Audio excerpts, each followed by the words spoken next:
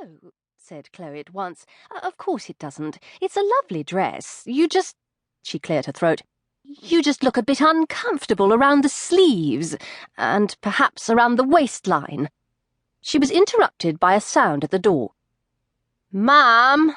Sam's face appeared. "Mum, the taxi's here, and I'm baking." He wiped the sweat elaborately from his brow with his t-shirt, exposing a tanned, skinny midriff. "Already?" said Chloe, looking at her watch. "Well, tell Dad, would you?" "Okay," said Sam. His eyes shifted to Bethany's miserable, trussed-up form, and an ominous mirth began to spread over his 16-year-old face.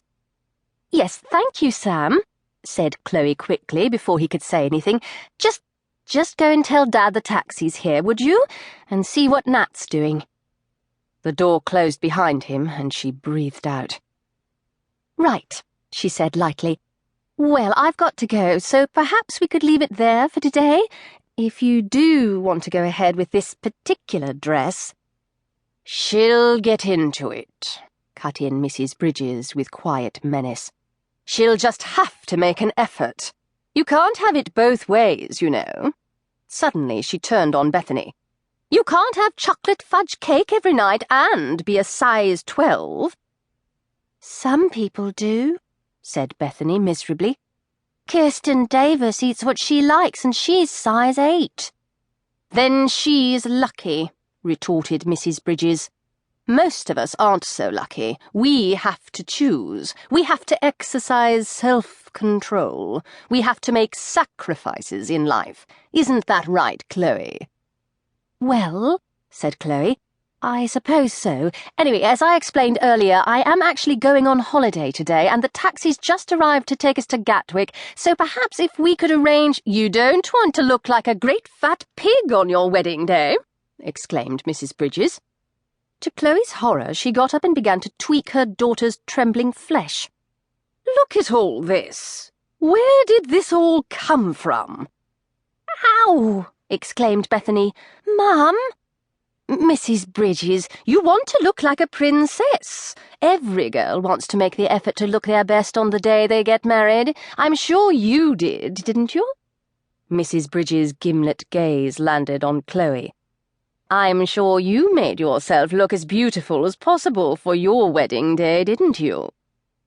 "Well," said Chloe, "actually—" "Chloe?" Philip's mop of dark, curly hair appeared round the door.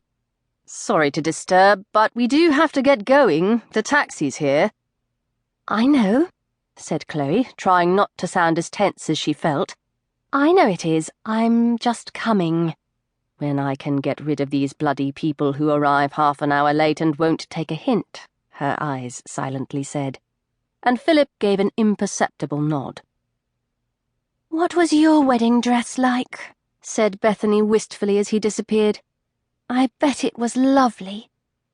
"I've never been married," said Chloe, reaching for her pin box.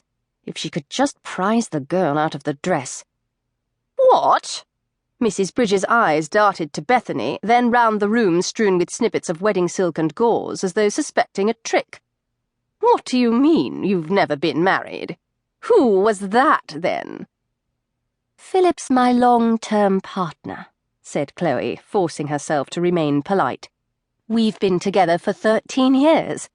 She smiled at Mrs. Bridges. "Longer than a lot of marriages." "And why the hell am I explaining myself to you?" she thought furiously. "Because 3 fittings for Bethany's plus 6 bridesmaids' dresses is worth over £1,000, her brain swiftly replied, "and I only have to be polite for 10 more minutes. I can bear 10 minutes.